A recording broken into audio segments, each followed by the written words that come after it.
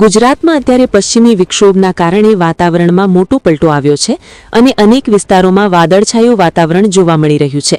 ખાડીના દેશો UAE, Saudi અરેબિયામાં ભારે પૂર લાવનાર પશ્ચિમી વિક્ષોભના વરસાદી વાદળો હવે પાકિસ્તાન થઈને ગુજરાત તરફ આગળ વધી રહ્યા છે.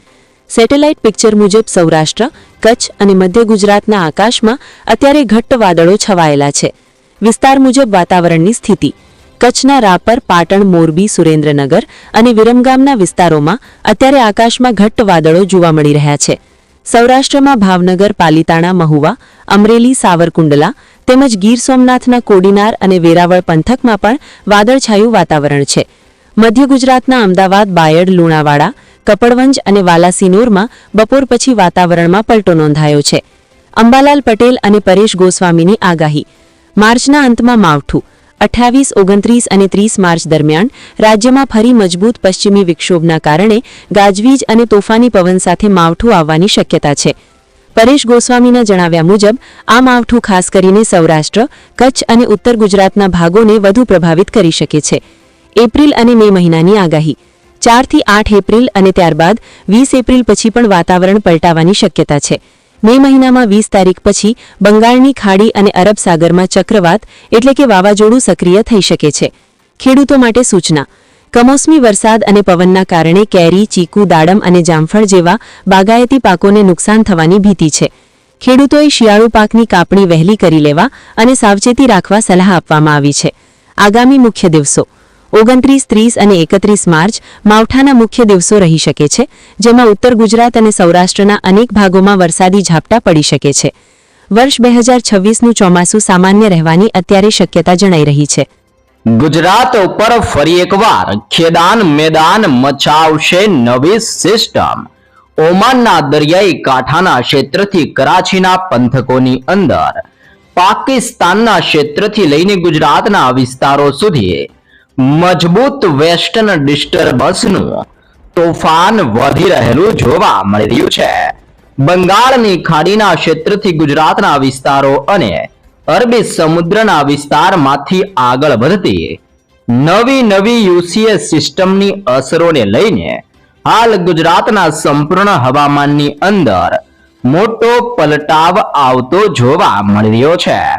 તોફાની પવનોની તીવ્રતા વચ્ચે હવે પછી માવઠું પોતાની અસરો દર્શાવતું હોય તેમ ગુજરાતની અંદર કચ્છના પંથકથી સૌરાષ્ટ્ર, દક્ષિણીય ગુજરાતના વિસ્તારથી મધ્ય ગુજરાત અને ઉત્તરીય ગુજરાતના વિસ્તારની અંદર ફરી એકવાર હળવાથી મધ્યમ વરસાદ વરસવાની તાજી આગાહી ગુજરાત માટે દર્શાવવામાં આવી રહી છે. દર્શક મિત્રો, તમે લાઈવ પણ અત્યારે જોઈ શકો છો. ગુજરાતના સંપૂર્ણ વિસ્તારની અંદર અત્યારે વાદળોના ભયંકર ઝુંડ મંડરાતા જોવા મળી રહ્યા છે. જેમાં પણ સિસ્ટમની અસરને લઈને સૌરાષ્ટ્રના દરિયાઈ કાંઠાનો વિસ્તાર, ભાવનગર, બોટાદ, જસદણ, ગોંડલ, રાજકોટના વિસ્તારમાં, જૂનાગઢ, અમરેલી, અલંગના ક્ષેત્રથી લઈને મહુવાના વિસ્તારની અંદર, ગીર સોમનાથ, ઉના, વેરાવળના વિસ્તારોથી દ્વારકાના પંથકમાં, સલાયા, જામનગર, ભાનવડ, પોરબંદરના ક્ષેત્રથી રાજકોટ, ચોટીલાના વિસ્તારની અંદર તીવ્ર સિસ્ટમનું દબાણ અને સંક્રમણ ફેલાતું હોય તેમ ગુજરાતની અંદર સૌરાષ્ટ્રના સંપૂર્ણ આ ક્ષેત્રની અંદર હવે પછી જોર વધવાને લઈને તાજી આગાહી કરવામાં આવી રહી છે. સૌરાષ્ટ્રના વિસ્તારમાંથી હવે વરસાદી સિસ્ટમ અને સ્ટ્રફ લાઇનનો ભયંકર ઘેરાવો પસાર થતો જોવા મળી રહ્યો છે.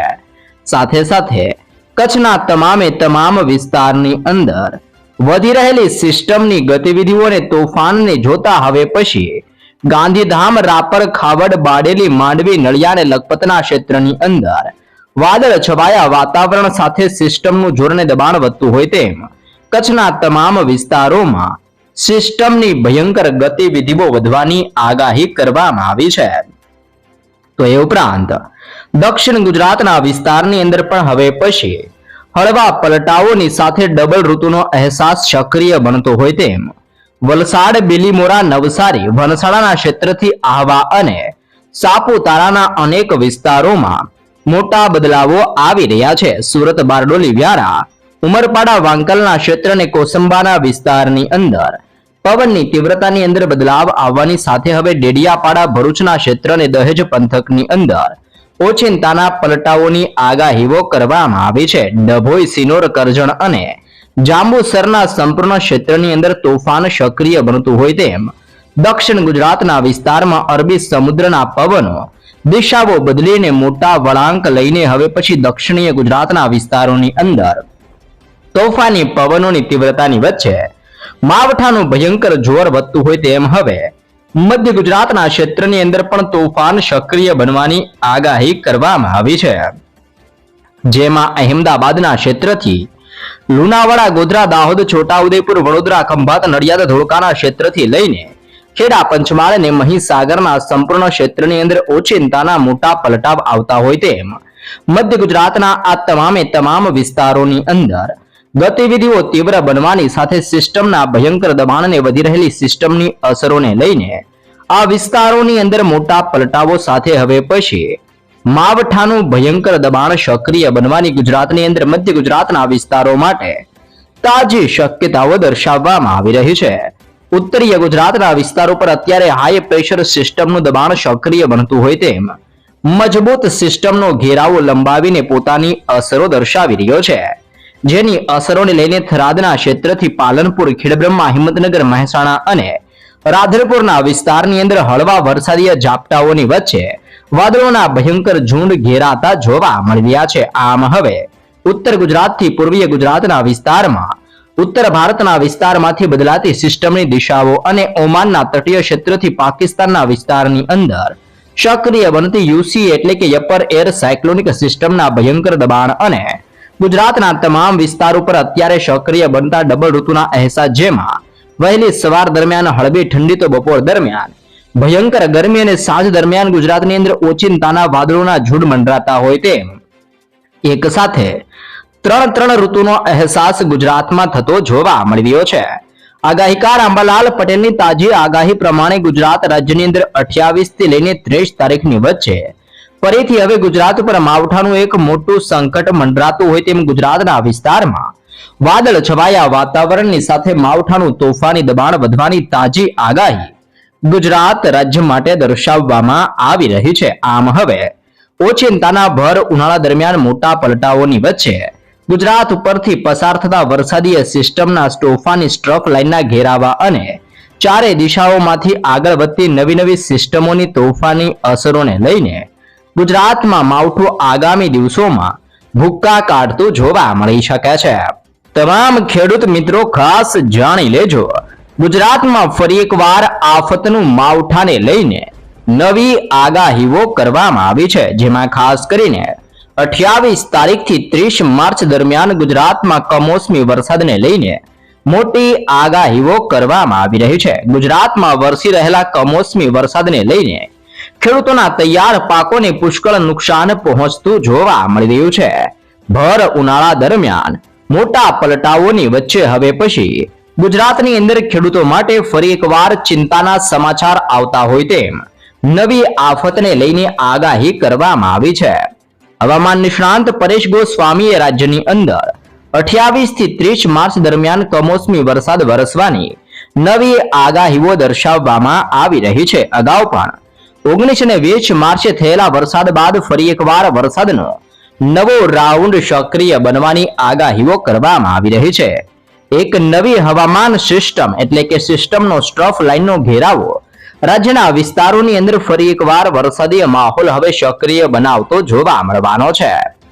આ સિસ્ટમ સક્રિય થવાથી રાજ્યની અંદર ગાજવીજ સાથે ભારે પવન ફૂંકાશે અને માવઠાનું ભયંકર દબાણ વધતું જોવા મળવાનું છે.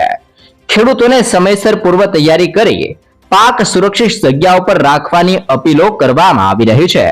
પરેશ ગોસ્વામી દ્વારા જણાવવામાં આવ્યું છે કે આ સિસ્ટમની અસર સમગ્ર ગુજરાતની અંદર છૂટાછવાયા વિસ્તારોની અંદર જોવા મળી શકે છે અને જેમાં પણ ખાસ કરીને સૌરાષ્ટ્ર, કચ્છ અને ઉત્તરીય ગુજરાતના વિસ્તારોની અંદર આ સિસ્ટમની સૌથી વધારે અસરો જોવા મળવાની છે.